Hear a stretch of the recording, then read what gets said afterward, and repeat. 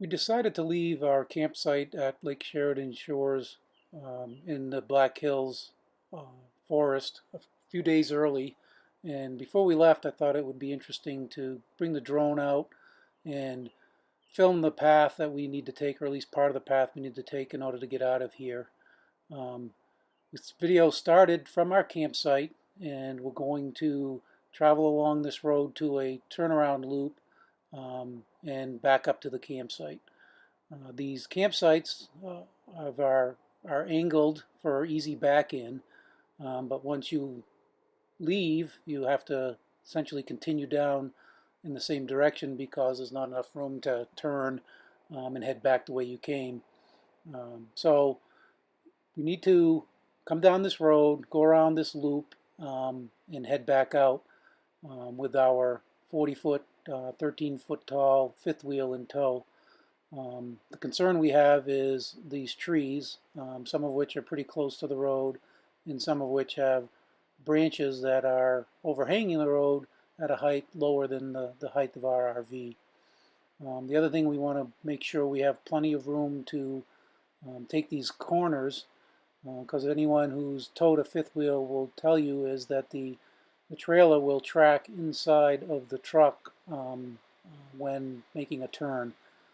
So you want to take your truck wide on your turns so that you have plenty of room for the fifth wheel to track.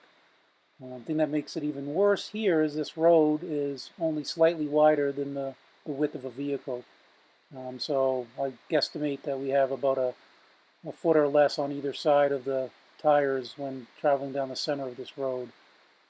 So I wanted to make sure that I drove the truck wide and possibly off the road on the outside of these curves to ensure that the inside tires of the fifth wheel stayed on the road as much as possible.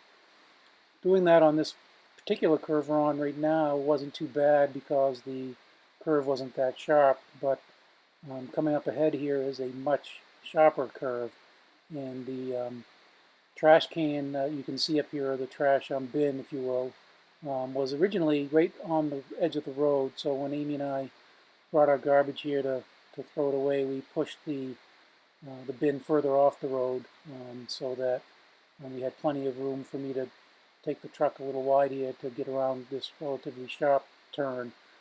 Luckily, the campground is actually empty besides us, and in this campsite here on the right, being empty allowed me to drive the truck onto there as well.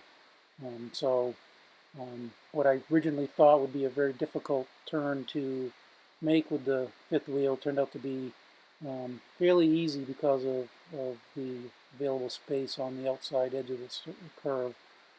As I was coming around here, I noticed a car coming down the road. In the past, at another national forest campground, when I had the drone out, camp host came and asked me not to fly the drone for privacy reasons of other campers. I was hoping that wasn't the case here because there are no other campers. Turns out the guy was just here to clean the bathrooms that we just went by, and he was actually quite interested in the drone and what kind of camera it had and such. So once he left, I resumed filming and continued on down the road. We've now made that sharp turn, and the road here is pretty straight from here back to where our campsite is. The road beyond our campsite actually gets worse than this. It actually appears to narrow by another foot or 2 foot on both sides of the road, so that the tracking is even more crucial, and the trees are closer to the road and the road is curvier. So we had to be very careful when we were exiting that section of the road as well.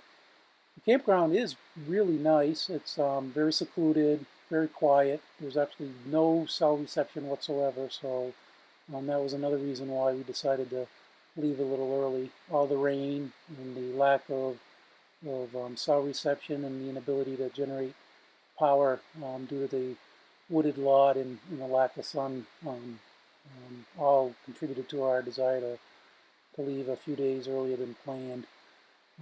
As I was flying the drone, I should say, I noticed this pine tree up ahead here had a branch overhanging the road about 10 feet above the road.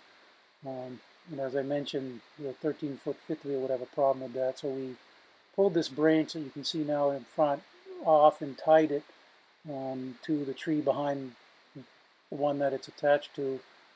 Gave us, and it was able to stretch and pull the branch so it was no longer directly over the road, and allowed us to get through without any issue. So we're coming up here on our site 28, for those who want to look it up on this campground map.